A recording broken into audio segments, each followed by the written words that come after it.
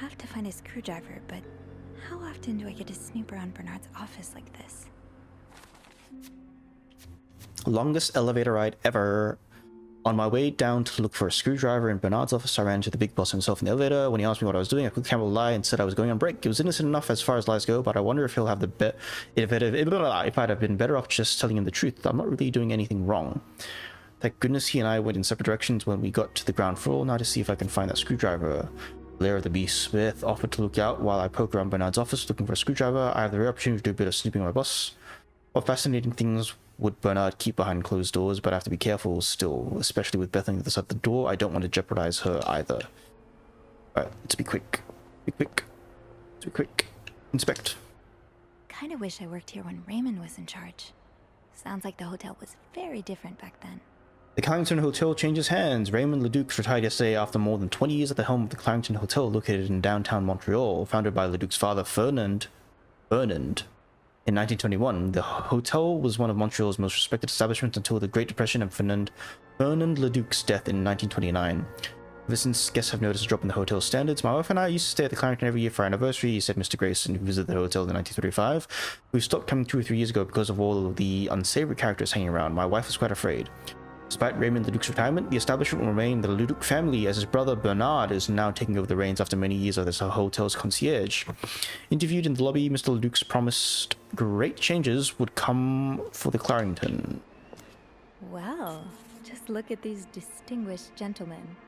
And a young Bernard. Look at his face, he's so unhappy. Nothing. Something. Mr. Leduc, my employers made the following request. To avoid unwanted attention, his identity should remain secret to both guests and staff. The temperature in room 602 should be kept at exactly 22 degrees Celsius. His dogs should be fed the very best roast beef. His room should be cleaned every day at 11:30 a.m. on the dot. Eggs should be banned from his room service orders. No one should disturb him between the hours of 4 and 5. More requests should follow once my employer takes possession of his room. Thank you. Okay.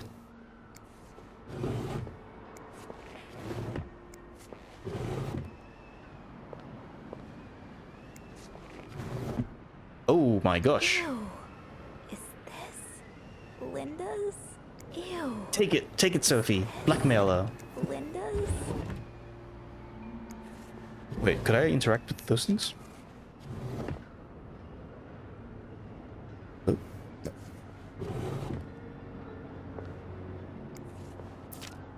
This does not look like a nice brotherly check-in. I had no idea things were this bad between Bernard and Raymond. Oh, Bernard. So close to doing something altruistic, but here you are holding it over your brother. What Bernard considers sinful debaucheries could fill an encyclopedia. Could be anything from wild parties to guests walking around with their ankles exposed. Dear brother, I thank you for your invaluable input, but need I remind you the terms of our agreement? I did my part, I got you out of jail, and have ensured that news of your deviant ways would not leak. Now I expect you to keep your side of the bargain and stay out of my way. You are not in charge of the hotel anymore. I've worked relentlessly the last 2 years to return the Clarington to its former glory. Great challenge considering the poor state you left it in. I'm glad father never got to see how you so shamelessly destroyed his great legacy. As for me, I will be dead too, or I listen to a single word of advice from you. You ask I lower our prices, but I can tell you I plan on doing just the opposite. My guests will only be la creme de la creme. Your deviant friends can find themselves another place for their sinful debaucheries. Enjoy your retirement. Okay. Oh, hello. Check on 602, ask Eugene to fix radiator, call Weston's office, apologize to Mr. and Mrs. Drake for Valentine's Day ball mishap. Speak with contractor about cost overruns, call Weston's office again, decide winner for Employee of the Month award. This is to-do list.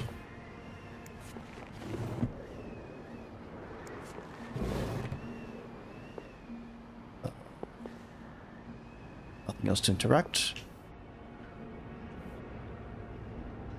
Apparently I can clean this. Opposing something that could help so many people just because it's close to your hotel? This is ridiculous. Dear Mr. Weston, I would like to thank you again for agreeing to this partnership between the Clarington Hotel and Weston's department store. Thanks to your generous help, renovations are well underway and the hotel has never looked better. You should come visit soon when your busy schedule allows for it, of course. On another note, it has come to my attention that you have formed a group of local businessmen to oppose the construction of the new mental hospital. After working so hard to elevate the Clarington standards, I cannot allow a band of cuckoos to move in my backyard. Should you accept, it would be an honor and a privilege to join your fight. Cordially gone, yours sincerely, Bernard Leduc. Handwritten by Eugene. Enjoy the cold, you cold-hearted prick. I wonder if I should leave it. Aha! Let's get you to that vent. I might just leave it. Eugene wants to do that, I'll let him do that. Surely your break is over by now. No, it's not. I came by here not too long ago, and Andrew was already covering for you. That's because I was in the ladies' room. That's no excuse to... It's my time of the month. You're married, aren't you? So you know how it is.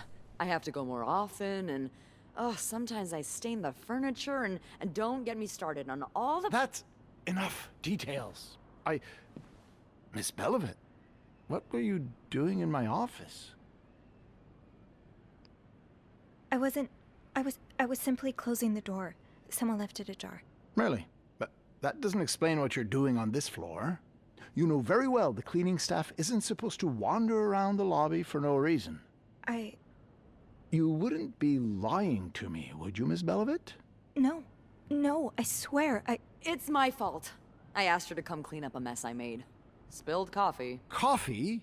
Oh, Miss Lambert, you're not supposed to have beverages at the front desk. Yeah, well, there are so many rules here, I lose track. Come with me.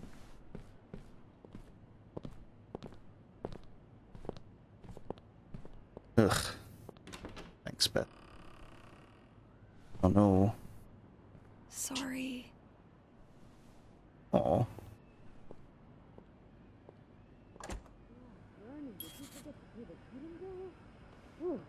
Oh, for Christ's sake. Eugene was supposed to fix that window.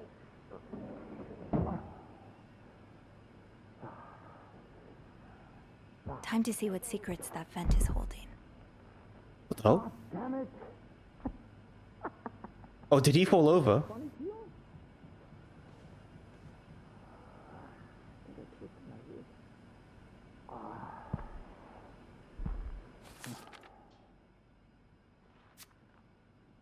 Enjoy the cold, you cold-hearted...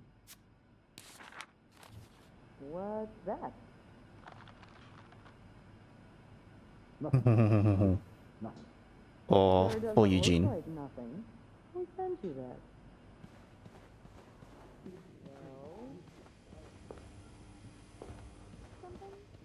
Bobby made it very clear he doesn't like anyone walking into his kitchen uninvited. With my twisted wrist, I'll need your help to write some letters.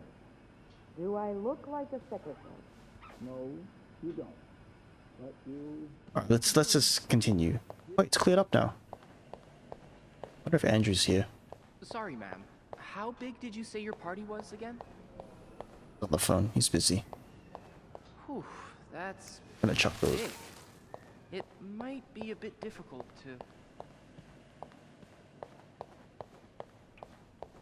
Well, maybe we could squeeze you in after the... Alright, back to the vent.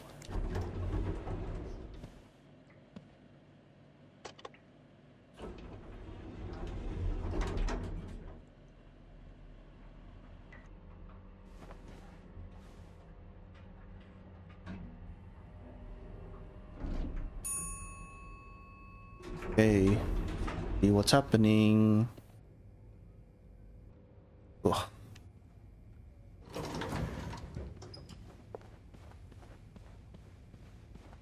Actually, let me read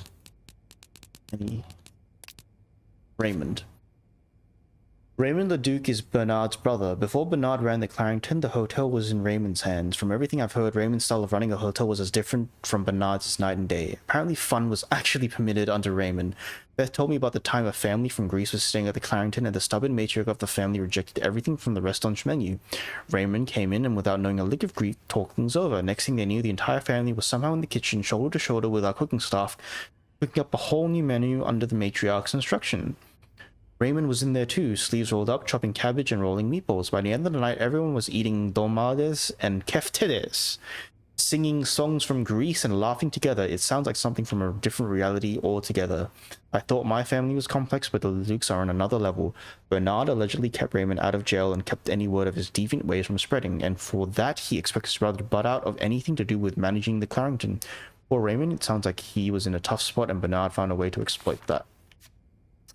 Looks like my hunch was correct. Eugene was here to fix the window, and lucky for me, he's left a screwdriver behind. I get the feeling he won't be needing it anytime soon. Getting the vent should be easy enough now. I should have known it would be as simple as walking out unnoticed. Bernard was waiting on the other side of the door once I'd finished up in his office. I'm really glad my job keeps me from interacting with him too much. I don't know how many more times I can handle hearing him call me Miss Belivet. I only managed to get away thanks to Beth. I really ought to thank her later. I hope whatever Bernard has in store for her isn't too bad, and I hope what I find on the 5th floor makes her sacrifice worth it. Let's hope so too. Oh, I guess I'm free to disturb room 508 now. But that's where Bernard and Linda were. Ew. All right, let's open the vent. Do the vent first. Rotate. Lefty loosey.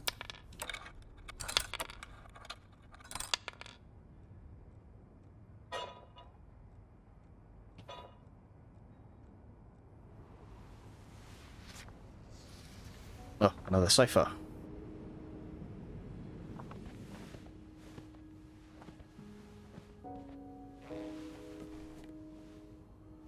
Oh, I threw the other one away. Would that have made it faster if I didn't throw it away? Alright, let's figure this one out. This one's a lot more. Oh, we already have some of the things already. Alright, dash we know is M. Much easier if I could use the D-pad. M, you know, 3 is E. Tilde is T. Meet me. 5 is O. O. Slash. Did we figure that out? That's N. N. I think I know what this is gonna say. Meet me tonight. Let's assume.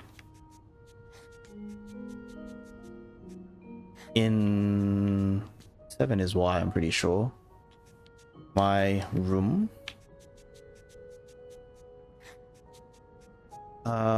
Okay, this parentheses is C. Michelle. Or Michael. Who is A? Michael. And J, do I have that as L? Oh, that's not J, that's that music note. Yes, L. Michael, 8 is the W. Will. This parentheses is B. Will be... Uh-oh. Equals is an S. Sleeping.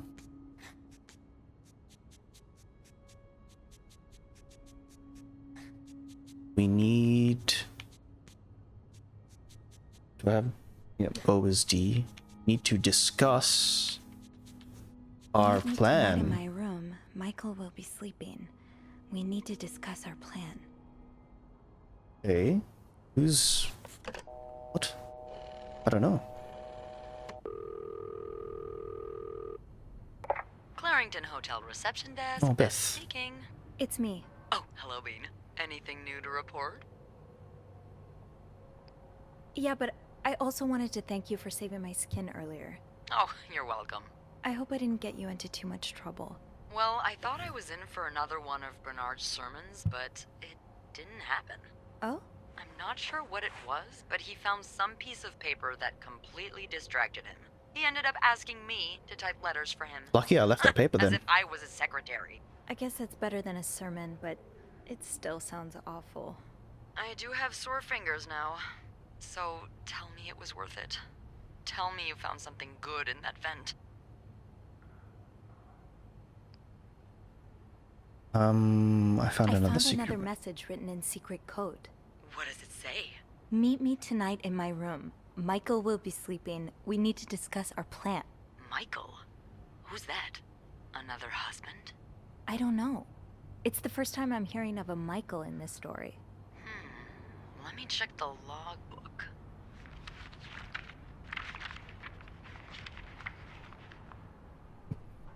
There's a Michael staying in room 507. Mrs. Beaumont's room?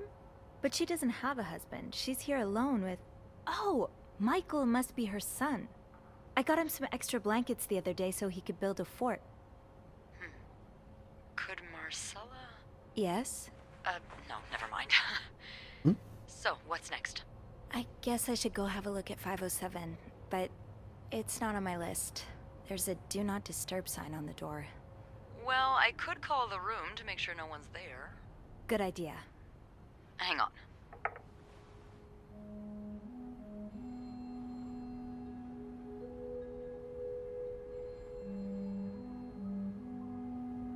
I like the music.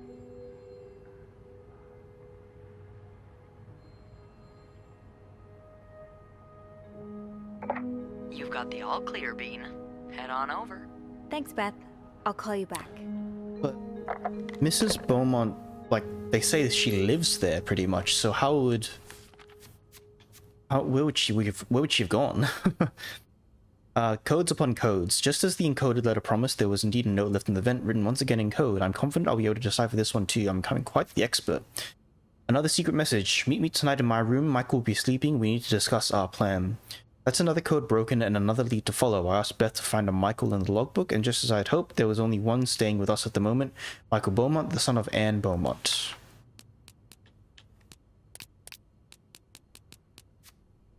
Anne Beaumont is one of the two guests staying in room 507, the other being her son Michael. She is a divorcee. I don't know how that information got out the first time, but since then Linda's made sure we wouldn't forget it. Oh, it's a little guy. So Michael is Anne's son. I thought his name was Mitchell this entire time, probably because any time we've interacted he's been either racing down the hallway mid-sentence or talking through a mouthful of sugar-frosted pops. No wonder I didn't recognize the name at first. I think Michael must be around 8 or 9. He's a sweet little boy and he's grown on a lot of the maids here since we've been seeing him around for a month now. I think a lot of us will be sad to see him go. His mum asked me for extra blankets once so that he could build a blanket fort. I'm glad he's enjoying his stay at the Clarington. Staying at hotels when you're a kid must be such an adventure. Honestly, that's kind of true. I remember, you know... Looks like I'm headed to room 507. Back when I was a bit younger, much younger, that going to hotels was always like a little bit of an adventure. And, you know, the novelty of it was quite fun. I might just leave that there because it's probably his.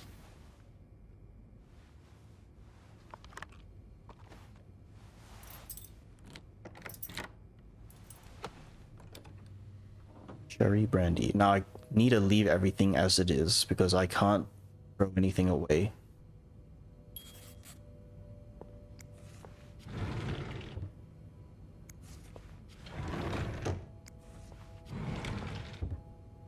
Always check the cupboard. Let's get to the bottom of this and find out what links these rooms together.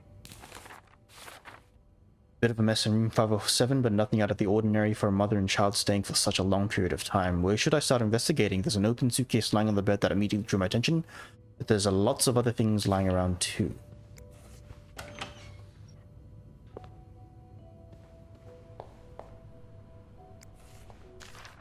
He's all but outright threatening you. Oh, I hope you can stay as far away from him as possible. I just met with your damn lawyer. You've got some balls to accuse me of all that, as if you're so irreproachable yourself. Do you think I don't know where you spend your nights? But worst of all is that you won't let me see my son. You won't even tell me where he is. If you think you have a chance to get custody, you really don't know me well. I won't let you take Michael away from me.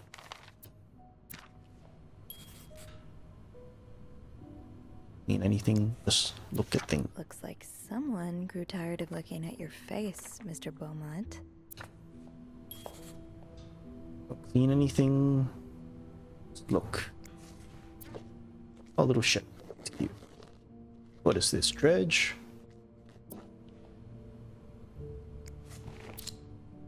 What is this? Oh, it's a matchbook. The White Cat.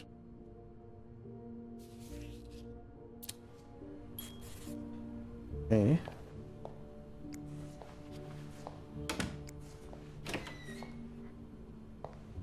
I was laughing earlier because I was looking at the subtitles, and when it said, you know, Death Rummages or something like that, it reminded me of that funny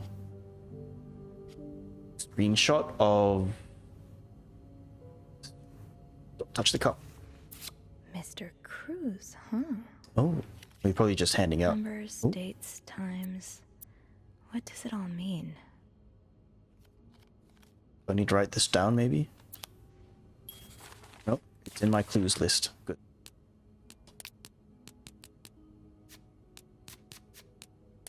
It reminded me of that funny screenshot of one of the Stranger Things, and I think it was season 4, and it was 11 running away, and then it's just because she's panting, and it's just a random little it was a oh, it's the one in the bathroom. It was like You almost I was gonna say that looks like Marcella. Marcella.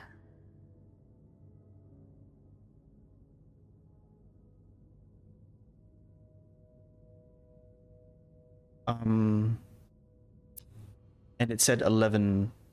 Oh, I can open it.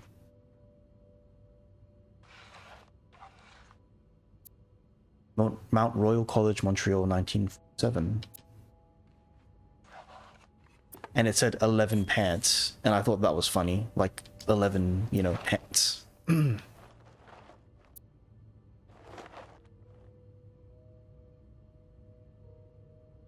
not reading all of this.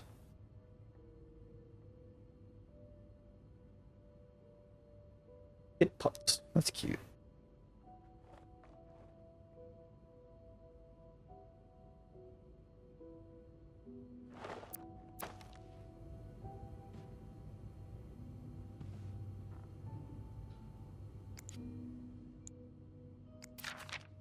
Oh, Michael. Adults can be so confusing. I promise it's not you. Dad, I'm sorry, Mom. I'm sorry, but Mom asked me not to tell you the name of our hotel. She allowed me to talk about our room, though. We have 2 little beds, a radio, and even a television. Mom let me build a fort, and the maid brought us extra blankets. She's really nice. Hey, that's Sophie. The hotel is nice too, but I miss home. I wish Mom and you could be happy, and I wish everything could go back to the way it was before, but Mom says it's possible. She says she no longer loves you. Do you think she'll ever stop loving me too? Aww.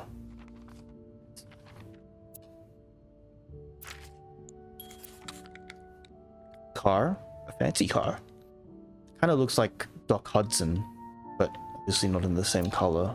Whatever model car he is. Rainbow colors.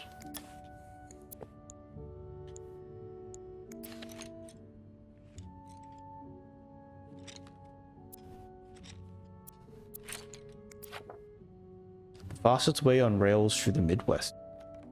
Oh, here we go. So you were eager to set up a meeting, but didn't want anyone noticing. I hope you are well in spite of the circumstances. We've been on the train for 2 days now. It's a long ride, made even longer by the fact that I cannot wait to see you again. We are scheduled to arrive in Montreal on the eve of Valentine's Day. I booked room 509. It's a marital suite. When we arrive, please refrain from talking to me until we can figure out a safe way to see each other. Say hello to Michael for me. M. Oh, interesting. So they're meeting up, Marcella and her. Ooh, you know what? I'm getting an idea. Did Marcella send this? I think they are together. Or they're a thing. I'm thinking that because... Well, let me read this first. To Anne Bursey. Anne Bursey. Subject, Michael's withdrawal from school. Dear Mrs. Bursey, we have successfully processed your request to withdraw your son, Michael Bursey, from his school's schedule and system under the agreement that you will continue his education from home. Following this letter, you receive the list of books and school materials you need to purchase in order to follow the curriculum from home. The social worker will be in touch to help you understand our milestones so that your son can benefit from our programs from the comfort of his home. Thank you for thinking of your son's education, Director Donald Byron. So Bursey is her husband's surname, I believe. A grammar pour tout. Grammar for everyone. Michael. Interesting. Sounds like this is from your school days, but the name of the sender is smudged. December 26, 1945. That's quite a few years ago. Dear Anne, you were right. I miss the snow already. It's so hot now in Texas, it's quite a shock after the cool weather of Montreal. My family has never seen snow before, and I could not find the words to tell them how beautiful it is. They don't understand what they are missing, but I wish I could build my brothers a snowman like the one we built together a few weeks ago. I know it's childish, but I had not had that much fun in years. Christmas was exhausting. 9 days of eating, singing, and dancing. It's great fun, but I'm glad it's over so I can rest a little. Of course, celebrations will resume for New Year, but it gives me a few days to relax. How are things with your family? I know you don't get along well, but I hope you are still able to have a good time. I will leave for Montreal on the 8th. Cannot wait to be back. I miss finding black cat hairs all over my clothes.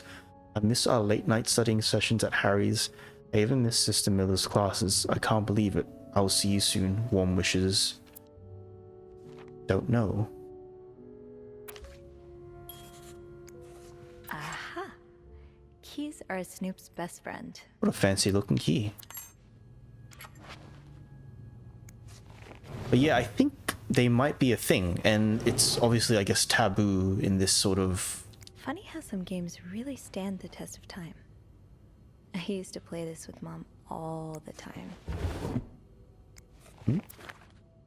Yeah, see? Here you go. Bridget Boswell. Didn't I see that name somewhere earlier?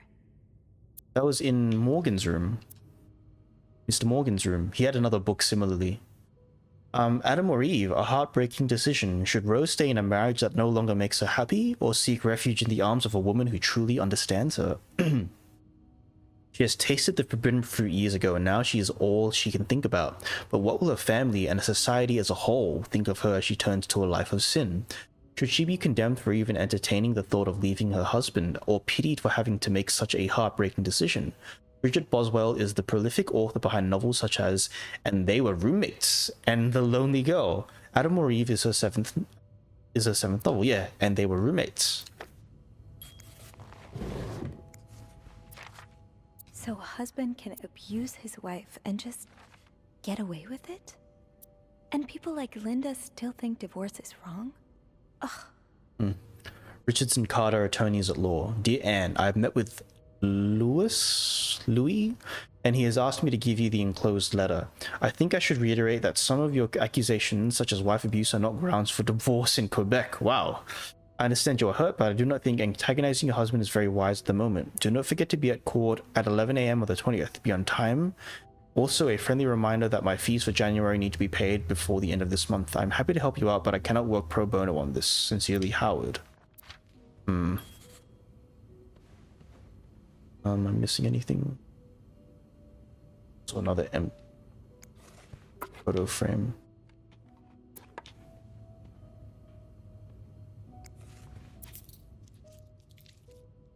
Greta. Dog collar. That's a bit sad. Don't know why that makes me a little sad. The winds and the leaves that day made a sound that sounded like... Really, Anne? The winds and the leaves that day made the tree whistle a soft melody that came to my ear. I remember every part of this day, for it was the day we met. Jesus, this is bad. I was looking for my cat when I heard the sound of the leaves blowing in the wind, like a melody to my ear, on this summer day where I met you. What is she writing? That look in your eyes. What does it mean? And who is this from? Either a guest got a hold of our stationery, or this came from someone on the staff. You don't need to know my name, but you've seen me. I recognize that look in your eyes when you checked in. You and I don't need to make a fuss out of this, but keep your wits about you and I'll do the same. Don't want to clean. I want to see what that is. This letter has been sent to you and has been around the world 3 times. The one who breaks the chain will have bad luck. Mr. Smith received the letter in 1953 and made 33 copies and sent them. 3 days later, he won the lottery. Mr. Jones received it in 1956, made 33 copies of them and sent them. 3 days later, he discovered an old treasure in his backyard. Mr. Williams received the letter and burned it. His wife had 3 kids died in a fire that very night. Mr. Green forgot the letter in a drawer and lost his job. When he found the letter again, he got a better job than before. In no case should this chain be broken. Make 32 copies and send them. You will experience great joy within 3 days. Okay. Aw, that's so sweet. I didn't do much, but I'm glad it meant something to you.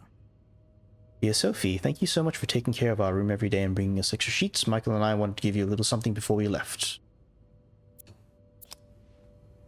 Ooh, I should leave that, even though it's meant for me.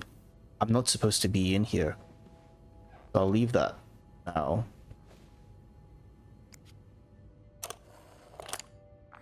Oh, I need another key. To unlock this. Haven't I seen one just like this somewhere? Oh.